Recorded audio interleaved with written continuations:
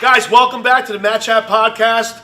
Paul Ciotto, Cuzzy Frank Ciotto, Christopher Shea, the Red Man, Peter Oberg, and a very, very special guest today, Coach Stephen Glyko, is going to give us a lot of in-depth information and insight on his experiences coaching youth football and how he's made an impact on a lot of student athletes, even into the next level and so on and so forth. So you've been coaching about 10 years, correct? Yeah, so I'll be going into my 10th season. I coached with the Falcons, the new Fairfield Falcons, ever since I think 2009 was my first season. I took a year off when I started grad school, but for the past 2 years, or past 1 year and then going into this season, I'm actually coaching with the new Milford Bulls. Awesome. So Milford, baby, new Milford holds a special place in my heart. what do they call it? The Yak Green Wave? Well, the Green Wave. Okay, the Green Wave. Yeah, Green. Oh, I need the green. Well, shirt. These are Bulls. Yeah, now. we're the Right. Bulls. I mean, this is high school's Green Wave, but Okay. it's New Milford, green and white, baby, green and yellow. I'm all about it. Let's go. It's a big rivalry with our hometown too. So We're New York. Oh guys.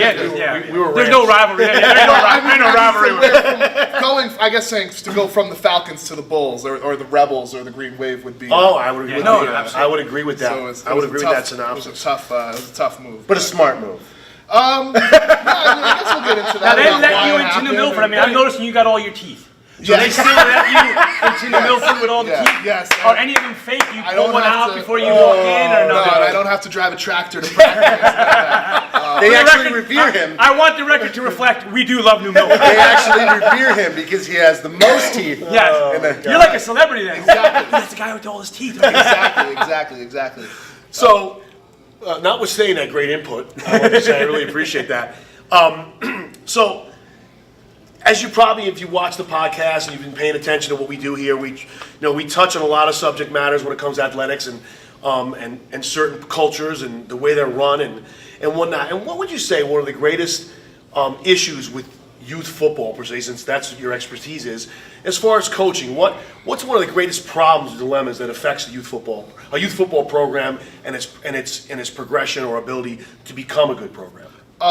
Well, just from my experience, and it's happened at every level. I've coached every level from U8 to U14, and at every level, I've heard you say it on the show. For some reason, the coach's son is always the point guard, the face-off man, or the quarterback. There's a lot of daddy ball, and I don't mean to put that on any one town or any one place. I think it happens widespread. Sure. I think there are programs where it doesn't happen. Perfect example. When I left New Fairfield, I was looking around at a whole bunch of towns. I looked actually here in Brewster. I looked in New Milford, where I ended up. I looked in Danbury. Perfect example, Danbury Trojans, none of their head coaches are fathers. None of them. Which I think it should be. Right. But no, so hold on. I have a quick question for you. So where do you live? I live in Sherman. I grew up in New Fairfield, but I live Okay, in so Sherman. where do your kids play ball?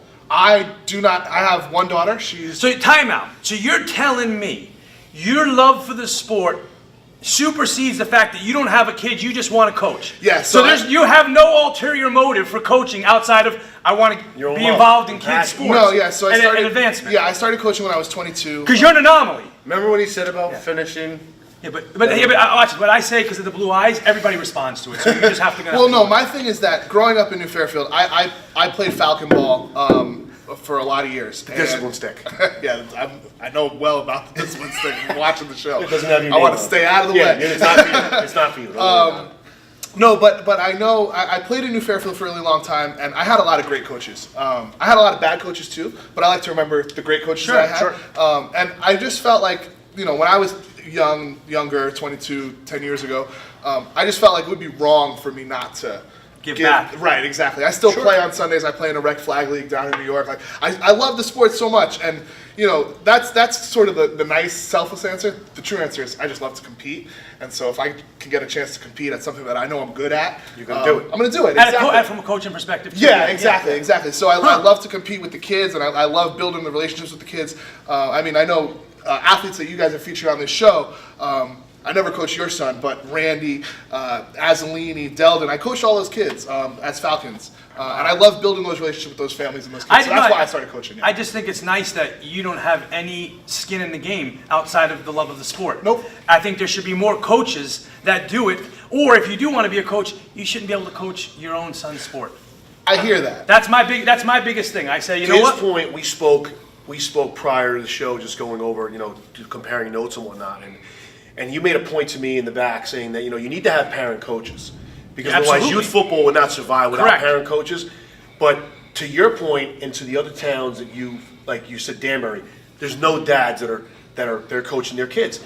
I am such an advocate for that at every level. I feel that you should not be coaching on a team that your children are on.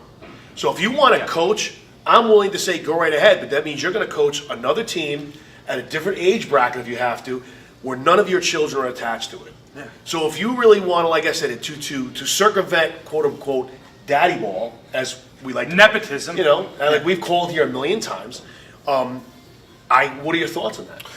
I think that's hard to do. I think the problem with that is, think about it. So say you want to coach in your son's organization, and you're not allowed to coach his team. So say he's 12, so he plays with the U12 guys, and you're coaching the U14 guys instead.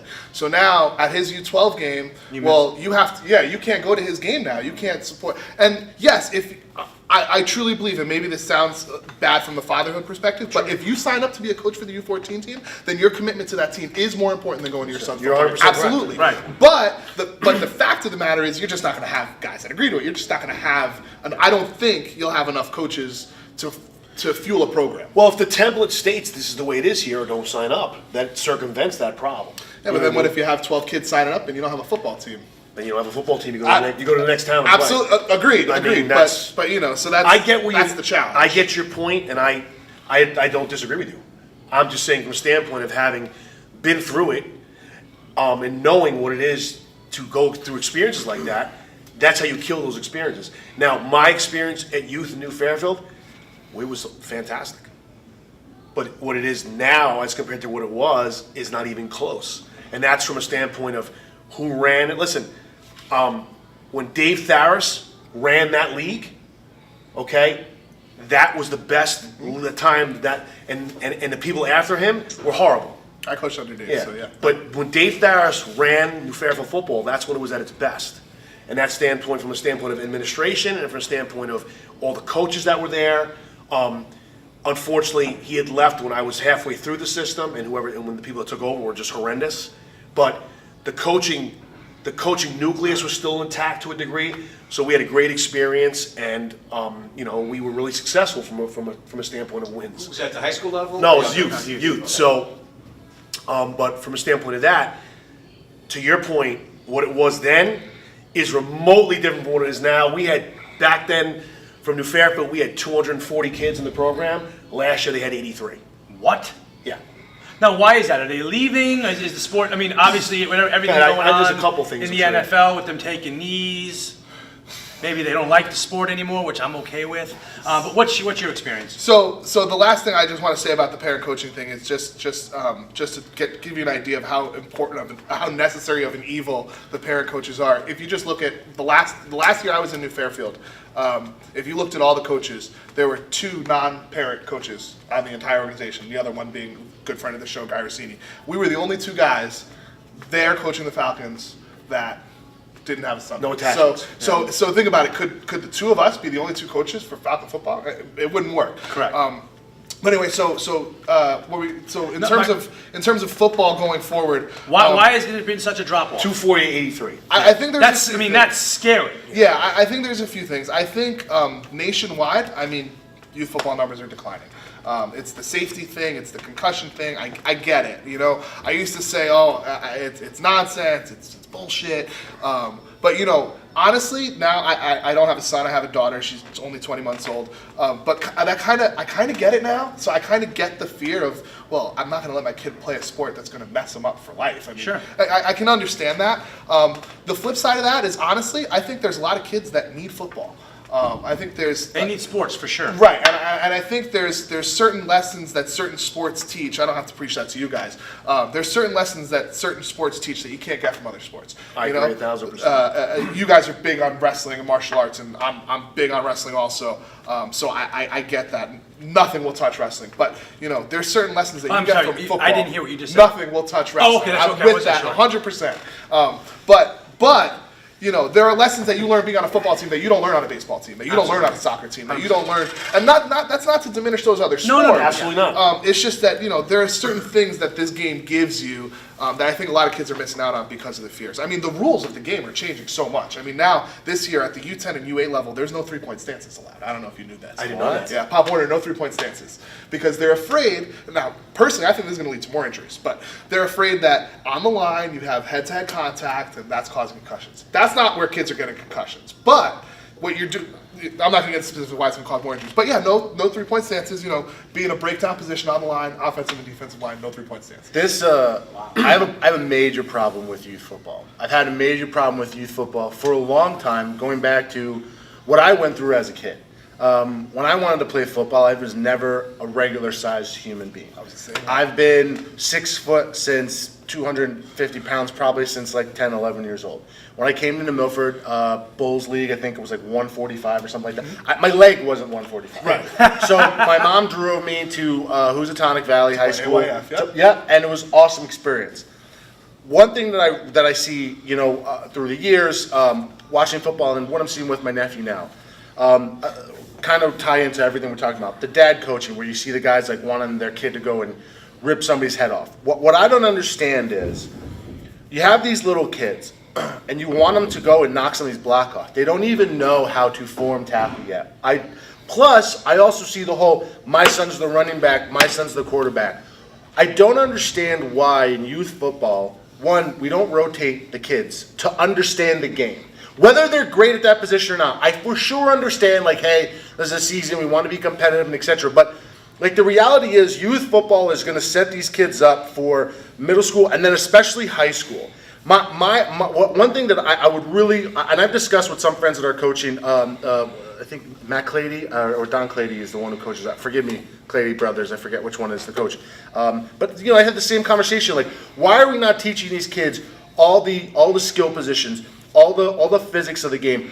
Man, I mean, just rotating you in different parts of defense to understand how defenses work, how offenses work, and then somewhere in the middle school period, because that's where I tend to see like kids starting to go through puberty, etc. Start working on that form hitting, start working on that tackling. That way, there's not that damage. The kid isn't scared of the game. They have a great understanding of the game and how it works. And now, because let's be honest, the kid who's running the running back or the quarterback position right now, who's going to say that he's not going to be 6'2", 280 pounds? And guess what? You're playing offensive line now, right? So what are we doing? Like, I almost feel like we're hurting these kids because now this prima donna is going to go in because daddy or whoever's been feeding him that story. And then when he gets into high school, oh, well, I want to be a running back. Or guess what? I went to college and they were like, you're going to be a linebacker. I've been a defensive lineman my whole life. Like, I wasn't prepared for it. Right. And I really think that in youth football, as much as we, and some coaches, by all means, it is about the kids. A lot of people say it's about the kids, but damn, it looks more like about strutting and pumping the chest or out. one kid, or maybe about one kid. Right. And it's frustrating because you're doing a disservice to these kids who really care about the game, who want to learn. Like my nephew, like there's no way he's gonna be a tight end or he's gonna be on the line somewhere. But they're having him running routes right now, which I think is great. But like they also want him to light people up, and the kid doesn't know how to tackle. How do you want him to light someone if he doesn't even know how to form tackle yet? Right. So there's a few things I can say about that. In terms of the form tackling, how do you guys feel about these kids going full contact so early? Do you think it should be pulled back? I'm a full contact as much as they'll allow you, and then some. Absolutely. And there's a reason for it, right? And it's because you can't.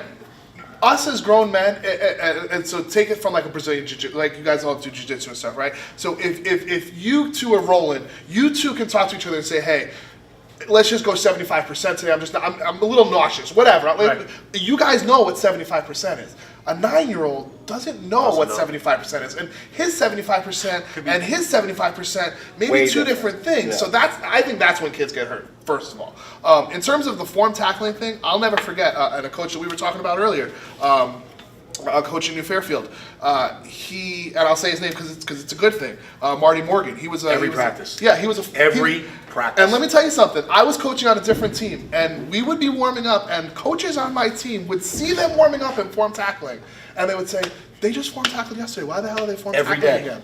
And I'm sitting there like, well, because it's Muscle tackling memory. and Yeah. it's football and it's tackling. Like the we number form one thing you tackle do. every day, right? So for me, yes, we form tackle on day one of practice with no pads. We form tackle. Yeah. You have to do that. They have to learn how to hit. Because I'm nervous. They see these guys launching themselves in the air. Their heads are down, and it's just like Well, that's why they got to put the pads on right away, because here's the flip side of this coin. I think flag football leagues are the worst things you could ever do for youth football, because we all played backyard football here. Every one of us did. How many times you used to play backyard football with the kids in the neighborhood, and the one kid was lights out, he goes and tries out for the football team, and he's garbage. Because the minute this happens, different it's a world. different world. And Absolutely. that's, to his point, I couldn't agree with you more, on what you're saying, because you have to, listen, you go to the wrestling room, you're going to get taken down. Yeah. Right. Okay, you go to the boxing gym, you're getting punched, or you're going to punch somebody. You go to the football field, you're getting hit. It doesn't make a difference if you're the lineman, the free safety, the wide receiver, the running back. You're getting hit. Right. In some way, shape, or form, you're getting hit. Right, and to that point, I mean, I think you have to work through that as soon as possible. This past season, I coached U8, and I had never coached kids that young, and that was different because I had a lot of first-year players. I had a lot of players who were very timid in the beginning of the season, really didn't know their way around their pads, never mind how to play the game, and you have to work through that, and it's not a cruelty thing, right? I mean, I had a kid who was deathly afraid of being tackled. So I laid down 6 dummies at his feet, and every kid on the team tackled him. And it took a while. It took 3-4 weeks. But eventually he wasn't scared of being tackled anymore.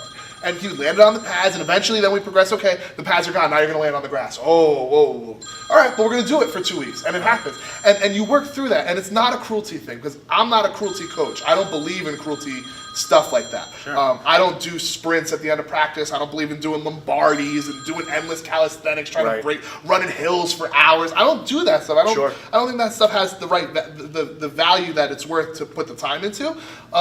But so it's not for that reason. It's to work through that kind of stuff. I mean, I had a kid. I'll never forget. Probably one of my greatest memories coaching came this past season when we were just kind of running a scout-o, and it's a new player, and he's playing the running back for the scout offense, and he's very reluctant to take the handoff from me because I'm playing the quarterback for the scout-o. Sure. And he kept stopping. I got a replacement. He's like, "No, coach, I got it. I can do it." I said, "All right, maybe you can do it." So I said, "All right, we'll call 22 dive. We're going right up the middle." So I hut. And I turn around, and he runs to me, and he stops. I can't do it! And he just froze. And you know what? But you know what? The kid's 6. You know what I mean? This is his first year playing football. Right. But that was week 3 of practice. By the end of the season, now, was he my best athlete? Was he starting? No. But he wasn't afraid to get hit anymore. Right. And so you got to work That's a through victory, that kind man. of stuff. That's a victory. I've had the flip Baby side. steps. You got to learn to walk before you can run. Yeah, exactly. In terms of the rotating positions thing that you were talking about, I want to touch on that too because Sure. I get a lot of flack from that from parents. But I now that I've actually I can And say I don't mean like that from a. I don't give a shit about my son deserves a square touchdown. No. I don't care about that. What I mean by that is teaching them the game. Yeah, from because every level. Because right. how I mean, imagine I was just small, quick kid, and you had me a running back as a younger kid. But then all of a sudden I grow up into this monster, and now I have no idea about how to play line, and I have these bad tendencies from running as a running back. And Right. So and now you have to digress myself in order to move forward. I got to take 2 steps. Do you think it's a bad idea? Do you think it's ideal? Do you think certain positions? So I'll say this. This past season, actually, I'll say kind of enlightened me more to that train of thought because the kids were so much younger that I see, since they're so much earlier in their development, right? It's kind of what you say where they can kind of go anyway. So I can kind of see the value in that more. Previously, I'd coached 12 and 14-year-olds. You kind of know where they're at. Sure. Yep. And my thing on a football field is, it's not baseball. We can't rotate positions every day. Part of that is because there's, I'm a youth coach who believes in. I'll be very honest with you. I have a rule. Okay, so this year I'll be coaching U10. So my oldest player will be 10 years old. I add 2 to that number. That's the number of plays we're allowed to have. We can't have any more than 12 plays. That's our rule, right? But now I see. That's your rule. That's the league. No, rule. that's my rule. That's okay. my rule as a coach. Because how am I going to have it? I have coaches. I've had a little bit of success, and I talk with other coaches, and coaches, sometimes come to me for advice. And the first thing I ask them is, well, how many plays do you have? Oh, I don't know, like 55, 60. 55, 60. I said, Coach, with no disrespect, You don't know 60 plays. Yeah. How are you going to expect your 10-year-old quarterback to know 60 plays? So with an 8-year-old team, I had 10 plays last year.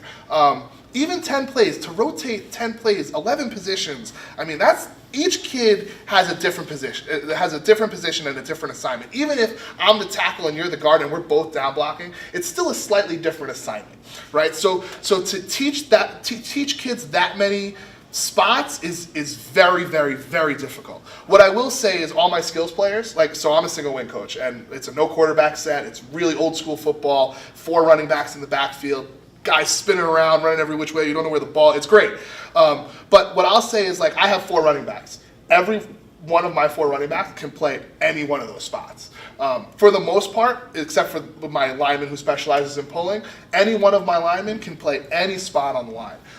What I don't believe in being up 40 points and taking your best lineman and putting him in the backfield and now he gets to run the football. Yeah, no. Because you know why? Because it's more important that my 4th string running back gets the carry, right? Because and it's more important that my 1st string lineman sits on the bench and the 4th string lineman comes in and gets that rep. So that's the way I've always felt about that. And I want to stress, I'm not saying, hey, high school football, let's rotate the D-line and put him in as... no, I get how in the current system it may not work, but if we had this mentality of, hey, from 5 to 8 years old, we're going to really get them to understand the game. Then, when they get to U8 or U9, now it's just hey, you know the positions, you're fitting into this style, we're going to start to specialize. And then that way when they get to middle school or finishing middle school, you're going into high school with, here's you need to start focusing on this to make sure that you're at the highest level for lineman position. You feed them, then you specialize them, then put them into those different... I think it also, the cream rises to the top, meaning that developmentally kids are going to change. I know kids that were playing center in youth and then playing skill positions. Right, so how do you here's the thing, if you want to really digest it, the center is the most athletic lineman on the field, okay? Usually. So guess what happens? They end up, no, I'm not surprised that he can play X, Y, and Z on offense or defense, right? But at the same time, I think the physical attributes, the athletic attributes, how they develop, how they don't develop, all come into play. So what I'm learning from his system at least is that they're getting rotated and they're getting ingratiated with how to play football, the pressures of it, the angles of it, the hitting of it, offensive, defensively. So then it kind of says, okay, it separates, who's what and who's where. So it's one of those things where at the end of the day, you move forward in a better spot, right? And I think more importantly that it's about evaluating talent and being really honest about it. That's the utmost, that's the biggest issue as far as I'm concerned, is understanding and evaluating the talent and saying, okay, this is where we're going to go, we're going to push it forward.